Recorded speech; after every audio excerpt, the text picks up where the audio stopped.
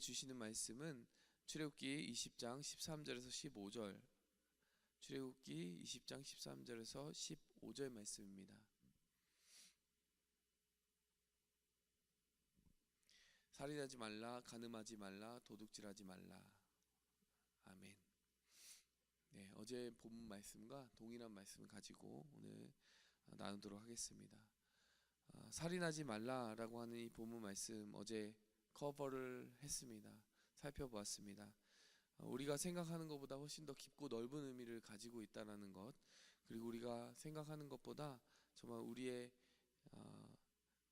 생각하는 것보다 더 지키기 어려울 수 있는 말씀일 수 있다라는 것을 우리가 살펴봤습니다. 그렇게 묵상을 하고 어제 말씀을 전하고 오늘 아침에 다시 한번 이 계명을 생각하는데요. 모세의 얼굴이 떠올랐습니다. 왜냐하면은 이 계명을 받은 것은 모세 아니었습니까? 모세가 이 계명을 받을 때 어떤 표정과 마음으로 받을 수 있었을까, 이런 생각을 해보게 되었어요. 왜냐하면 모세가 살인자였기 때문입니다. 살인자로서 살인하지 말라고 하는 계명을 받는 마음이 어땠을까? 그러면서 저는 십계명을 주시는 하나님의 마음이 우리를 정죄하거나 우리를 심판하시거나 우리를 다시 하나님의 자녀로 설 수 없다라고 선포하시는 데 의도가 있지 않다는 것을 다시금 마음에 새겨보게 되었습니다.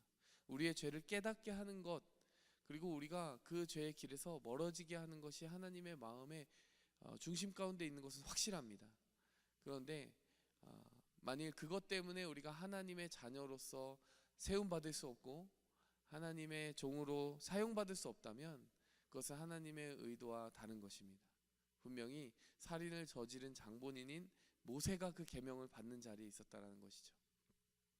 우리가 언제나 기억해야 되는 것은요, 우리가 아무리 많은 율법을 우리가 충실히 지키려고 하여도 우리는 그 율법을 하나님 앞에 정말 자랑스럽게 다 지켰다라고 말할 수 있는 사람은 아무도 없다는 것입니다.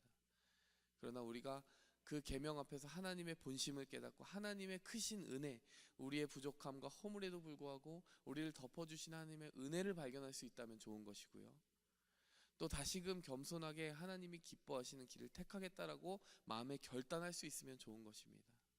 일단 우리가 십계명을 대할 때 그렇게 은혜를 감사하고 은혜를 의지하는 마음으로 그 계명의 한 말씀 한 말씀을 살펴야 된다라고 하는 것을 마음속에 생각하며 가기를 원합니다. 그리고 나서 오늘 본문 말씀에서 저는 특별히 15절 말씀, 도둑질하지 말라라는 계명을 먼저 살펴보도록 하겠습니다. 자, 제가 이 질문을 던지면서 오늘 말씀을 시작하려고 하는데요. 성경 안에서 역사가 시작된 이래로 십계명의 계명이 가장 먼저 깨진 적이 언제일까요? 가장 먼저 깨진 십계명의 계명이 무엇일까요? 제가 오늘 15절을 읽고 시작했기 때문에 너무나 뻔하게 답이 이제 나와 있는데요. 보통 우리가 생각할 때 살인하지 말라 아닌가, 왜냐하면 가인과 아벨의 사건을 떠올릴 때가 있습니다. 그런데요, 엄밀히 말하면요, 도둑질하지 말라는 그 계명이 가장 먼저 깨진 거예요. 도둑질이 무엇입니까? 내게 속하지 않은 것을, 내가 취하는 것을 도둑질이라고 하죠. 인류 최초로 발생한 도둑질은 언제입니까? 선악과 도둑질이. 선악과, 하나님이 이건 건드리지 마라, 이건 너에게 속하지 않았다라고 말한 것인데 그 선악과에 손을 대었어요. 그건 도둑질이잖아요, 그렇죠? 이렇게 생각해 본 적 있으십니까? 이 계명이요, 사실 우리의 죄의 역사에서 가장 먼저 발생한 그 죄악이었다라는 것을 생각해 보면서 성경을 살펴보니까요, 이때만이 아니구나라는 것을 알게 되었습니다. 무언가 최초의 사건으로 따라붙는 일에 항상 도둑질이 있었어요. 여러분, 어떤 일이 있었습니까? 가룟 유다가 누굽니까? 최초의 제자 아닙니까? 최초의 12제자 중에 한 명이잖아요. 근데 가룟 유다가 어떤 죄를 저질렀을까요? 예수님을 팔아넘긴 죄가 가룟 유다가 지은 죄일까요? 성경을 자세히 살펴보면요, 요한복음 12장에 보면은 가룟 유다가 도둑이었다라고 이야기를 해요. 왜냐하면 돈꾀를 맞고 그 돈꾀에 있는 돈을 가져가는 그 죄를 저지르고 있었다라고 얘기합니다. 여러분, 나중에 예수님을 팔아넘긴 유다가요, 자책감에 목을 매달아 죽어서 정말 떨어져서 곤두박질 치고 피밭이 되었다. 그래서 그 가룟 유다가 자살한 그곳을 아겔다마다 피의 밭이다라고 하는 이름을 붙이게 되는 그런 비극적인 사건이 있었는데요. 그 밭을 무슨 돈으로 샀을까요? 우리는 생각합니다. 예수님을 팔고 그 예수님을 판 돈으로 샀을까? 근데 그렇지 않아요. 왜냐? 예수님을 판 돈은 다시 돌려줬거든요. 그 돈으로 산 게 아닙니다. 평소에 틈틈이 그 돈깨를 맡아서 거기서 돈을 가져갔던 거죠. 여러분, 가룟 유다는 최초의 제자였는데요, 거기서 도둑질을 저지르고 있는 거죠. 그런가 하면요, 초대교회에서 최초로 일어난 범죄는 어떤 범죄였을까요? 이것도 뭐 답이 나와 있겠지만 떠올려 보시면 선명하게 드러나는 그 범죄가 아나니아와 삽비라의 도둑질 생각나지 않습니까? 자신들이 이만큼을 하나님께 드리겠다고 해놓고 그 약속한 금액이 아닌 거기에 속한 하나님께 이미 드려진 것 중에서 자신들이 취한 거예요. 역시 도둑질입니다. 여러분, 그런가 하면 약속의 땅에 들어가서 최초로 발생한 범죄가 무엇입니까? 아간의 범죄잖아요. 그 곳에서 탈취한 것들은 취하지 말아라, 개인의 것으로 취하지 마라, 다 불살라야 된다라고 말씀을 했는데 여리고성을 탈환한 후에 거기서 취한 게 있어서 그 다음 성인 아이성에서 패배할 수밖에 없었던 사건 기억하시죠? 여러분, 이렇게 생각해 보시면요, 도둑질이란 게 생각보다 중요한 의미를 가지고 있구나. 그리고 성경에서 주로 최초라고 따라붙는 타이틀이 따라붙는 그런 사건마다 도둑질이 발생했구나라고 하는 것을 알 수가 있습니다. 여러분, 인류 역사상에도 너무나 많은 도둑질이 있었습니다. 우리 인류 역사상까지 갈 것도 없이 한민족의 역사상에도 많은 도둑질이 있었잖아요. 어떤 도둑질이 있었습니까? 네. 일제에게 수탈당했던 그 시절이 바로 도둑질 당한 시절 아니에요? 그래서 뮤지컬 안중근을 보면은 뭐 그런 장엄한 대사들이 나옵니다. 누가 죄인인가? 이토 히로부미를 저격한 자신의 그 어떤 명분을 이렇게 하나하나 읊는데요. 거기에 보면은 뭐 살림을 수탈한 죄, 뭐 우리의 자원들을 가져간 죄, 우리의 부녀자들을 그렇게 데려간 죄, 그 많은 죄들이 기록되어 있습니다. 우리가 계속해서 일본을 정말 반세기가 아니라 거의 한 세기가 다 되도록 용서하지 못한 이유는 정말 그때 당한 그 죄악들이 정말 가슴 깊이 사무치는 아픔으로 남아있기 때문이죠. 위안부 할머니들, 그게 어떻게 그 돈으로 해결되는 게 아니잖아요. 그 할머니들의 정조를 빼앗아가고 사람의 생명을 앗아가고 그 모든 자원들을 빼앗아간 거, 그 도둑질이죠. 우리의 일상 속에서도 많은 도둑질이 실제 일어나고 있습니다. 우리가 생각할 때 성경에도 이런 죄가 있고 뭐 일본도 이런 죄를 저질렀고 이렇게 생각하면 좀 추상적이에요. 근데 우리의 일상 속에서도 어떤 죄들이 있습니까? 여러분, 뭐 기사를 보면요, 학위를 표절했다라는 뭐 그런 일들이 많이 일어나요. 예전에는 사실 그게 큰 죄인가? 뭐 이런 느슨한 기준을 가지고 생각을 했던 게 많은 것 같아요. 근데 요새 보면요, 사실 그리스도인의 엄격한 양심을 따라 생각하면 표절이란 건 분명히 죄가 맞는 거죠. 자신의 생각이 아닌 다른 사람의 생각을 가지고 그것을 자신의 생각인 것 마냥 하는 것은 도둑질인 거죠. 다른 사람의 마음과 영혼, 그리고 그 사람의 어떤 삶의 행복을 도둑질할 수도 있는 것입니다. 여러분, 그런가 하면요, 사람들의 것만이 아니라 우리가 하나님의 것도 도둑질할 수 있다라고 이야기를 합니다.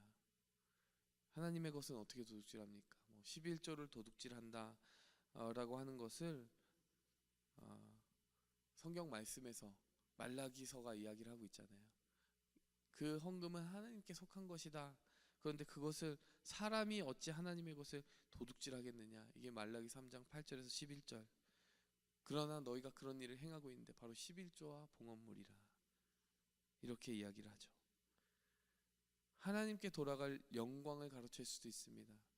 사도행전에 보면 헤롯 왕이 하나님께 영광을 돌리지 않아서 충이 먹어 죽었다. 기억하시죠? 교회의 영광도 그렇게 도둑질 당할 수 있습니다. 하나님께서 이렇게 우리에게 우리의 삶에 이 말씀을 통해서 조명해 주시는 한 영역이 있는 거예요. 우리가 생각보다 많이 우리에게 속하지 않은 것을 가져가는 경우가 많다라는 것입니다. 여러분, 이 본문 말씀을 통해서 우리가 찔림을 받을 때요, 하나님, 제게 속하지 않은 것과 정말 하나님께 속한 것, 이웃에게 속한 것, 그리고 내게 속한 것을 잘 구별하고 제게 속하지 않은 것을 취하지 않을 수 있는 그런 양심의 깨끗함을 허락해 주시옵소서. 이렇게 기도하는 아침이 되었으면 좋겠습니다. 그리고 나서 조금 더 말씀을 살피게 되는데요, 이런 질문에 다다르게 되었어요. 역사상 최초의 도둑은 누구였는가? 역사상 최초의 도둑은 누구입니까? 그러니까 역사상 최초의 도둑질이 선악과 사건이라고 했으니까 아담과 하와가 최초의 도둑이었겠구나, 이런 생각을 할 수가 있는데요, 조금만 더 깊이 생각해 보시면 역사상 최초의 도둑은 사탄입니다. 왜 그렇습니까? 여러분, 하나님과 아담과 하와 사이에 있었던 그 유대 관계, 하나님이 그들과 맺고 있었던 언약을 빼앗아갔어요. 그들은 믿음이 있었거든요. 하나님 앞에 하나님은 선하고 좋으신 분이라고 하는 믿음이 있었어요. 그런데 사탄이 와서 하는 말은 무엇입니까? 그렇지 않다. 혼자 지혜로워지시려고 그런 거다. 하나님이 너희와 그것을 공유하지 않는 거다. 이렇게 해서 그 말을 듣는 하와로 하여금, 또 그 말을 전해 들은 아담으로 하여금 믿음을 도둑질 당하게 한 거죠. 하나님과의 신뢰를 빼앗기게 된 것입니다. 제가 왜 이 말을 하냐면요, 이 계명을 우리가 잘 지키자, 도둑질 하지 말자, 그 정도 차원이 아니라 조금 더 깊이 생각해 보면 우리가 도둑질 당하지 말아야 되는 것이 있다라는 것이에요. 우리의 영적인 삶을 살아가는 가운데는 내가 하지 말아야 되는 거 있지만요, 내가 당하지 말아야 되는 게 있습니다. 사단은 우는 사자와 같이 믿는 자를 삼키려고 한다라고 그랬어요. 무엇을 삼키겠습니까? 생명을 삼키겠죠. 근데 눈에 보이는 생명을 꼬꾸라뜨리고 삼키는 것이겠어요? 그런 것도 있겠죠. 그런 순교의 의미도 있겠죠. 그러나 항상 순교는 아니지 않습니까? 우리의 믿음을 삼키려고 하는 것이죠. 우리의 생명보다 귀한 믿음을 삼키려고 하는 것입니다. 여러분, 좋은 밭의 비유 생각나시죠?